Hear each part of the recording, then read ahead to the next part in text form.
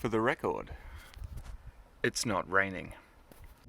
One of the best things about village life is simply standing in the field on a sunny day, watching a sparrowhawk and a buzzard fight in the sky. The joys of village life. Caught behind tractors on roads with no space for overtaking, undertaking, or any kind of taking. The only thing we're taking is patience. Patience.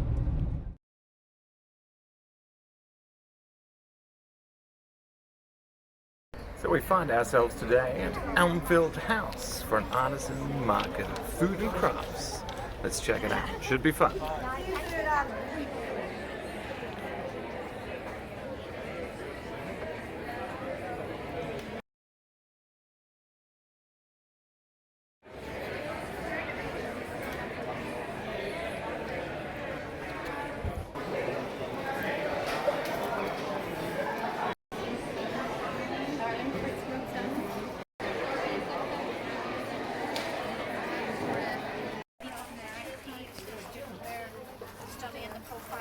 So we've just been at the artisan market here at Elmfield House, just outside of Guildford. And here's our little show bag of what we bought today. We've got ourselves some Hawaiian teriyaki sauce, some chicken salt, gold dust to find in this part of the world, actual chicken salt. We've got a real turf candle, which gives off the smell of peat. And we've got some sausage rolls and some hand-pressed hickory-smoked brisket burgers. Looks pretty delicious. Tractors everywhere!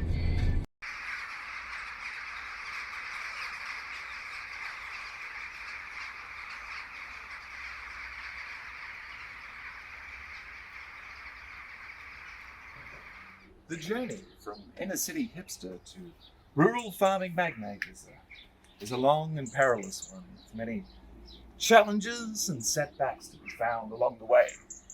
But today, we've taken a momentous step with the completion of our vegetable beds. The worms are seizing the means of production. Through these beds, we hope to secure our food supply throughout the winter in these troubled post-Brexit times. Daytime, nighttime, or village time is tractor time. You see, village life is all about community spirit and helping out your friends when they're in times of need. So when we found out that our close friends had been struck down by COVID, we did the only thing that a village-minded, community-spirited person would do. We got them a survival kit.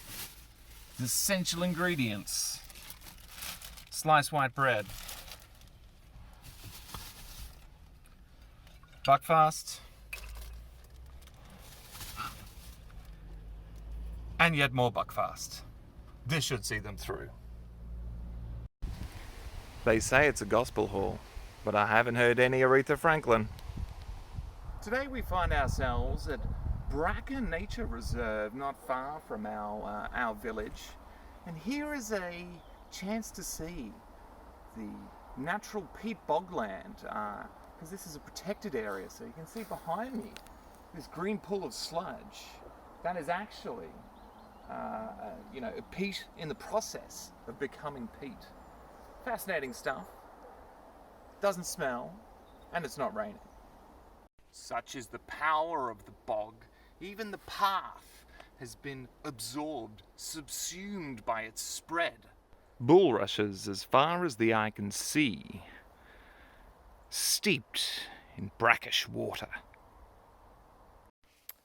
Now this may look to you like the work of a vandal, someone coming in and desecrating these lovely trees with their own bit of weird plastic graffiti. But in reality, what we see here is an attempt to reintroduce native mushrooms to this habitat. What will happen is they'll put some spores in these plugs, hammer them into the tree, and over the next year or so, we'll get mushrooms going up all up and down the tree. Very interesting. Come with me now and we can see the mushroom spores in action. If you look here, got some beautiful mushrooms that have been growing this year, and you can see the plugs as evidence. It's just fascinating to see and great to see humans and nature working together. If we look up, we can see this tree is full of giant mushrooms. Just a beautiful sight.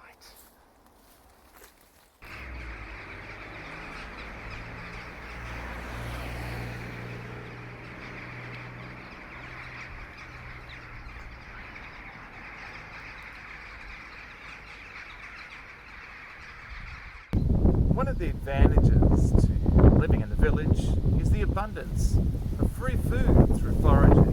We find ourselves today picking slowberries that have ripened with the coming of the first frost just before Halloween. With these slowberries, we hope to make mountains and mountains of sloe gin.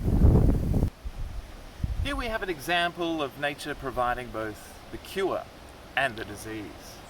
You'll see we have a blanket of stinging nettles, painful to touch, potential skin irritant that may cause irreversible damage. However, growing right alongside it, the ducken plant, the cure to the stinging nettle. So basically, if you sting yourself on one of these, find this plant, grab a leaf, crush it up, and rub it all over that sting to remove it. Remember what I was saying about nettles and docken? Well, I've just fucking stung myself on nettles in the pursuit of slowberries. So let's give it a go.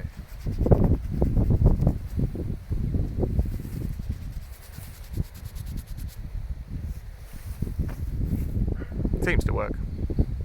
717 grams of slowberries. Not bad for a day's work foraging.